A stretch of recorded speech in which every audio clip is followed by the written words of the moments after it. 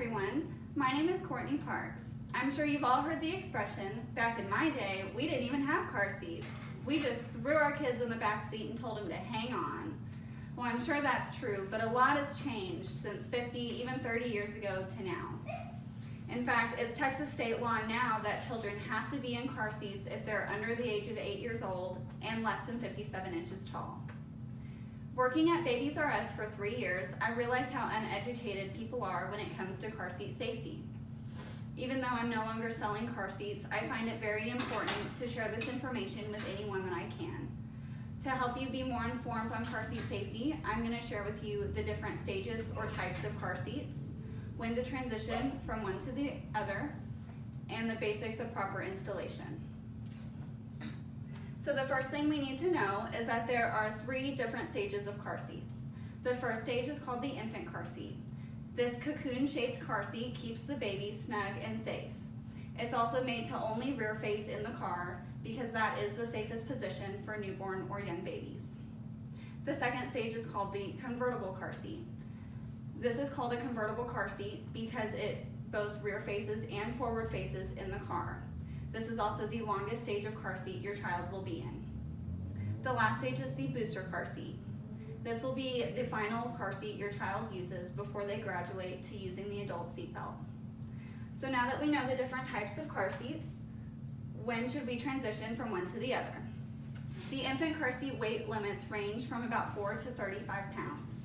Once the baby reaches the weight limits on the car seat, or their head is less than 1 inch from the top of the car seat, you can then transition to the convertible car seat.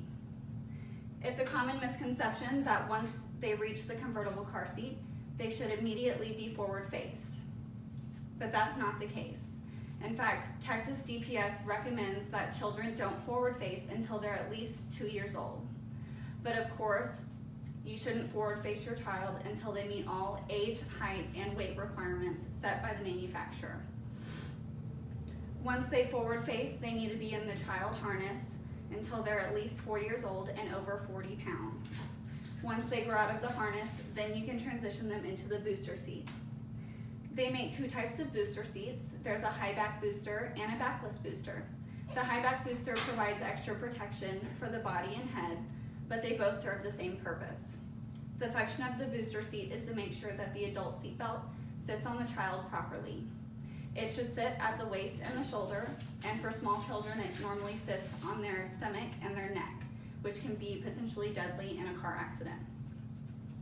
So now that we know when you should transition from one to the other, it's time to learn how to properly use a car seat.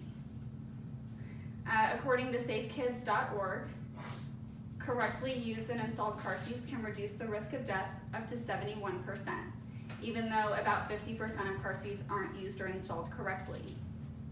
There are 2 ways to install a car seat in a car. You can use the seat belt or you can use the latch clips. Some people think that one way is safer than the other, but they're both completely safe. In fact, most older vehicles don't offer the latch hooks in the car, so you have to use the seat belt.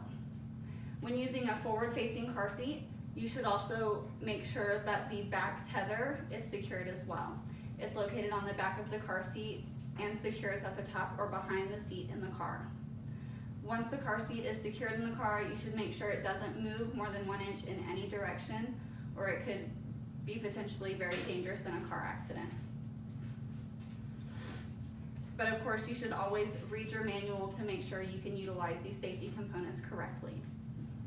So safety of car seats has changed drastically in the last 50 years because safety on the roads has changed. Technology has been introduced into our vehicles, making drivers more distracted than ever, along with higher speed limits and just a bigger population of drivers on the road. Babies are our future, and it's important for us to keep them safe and protect them.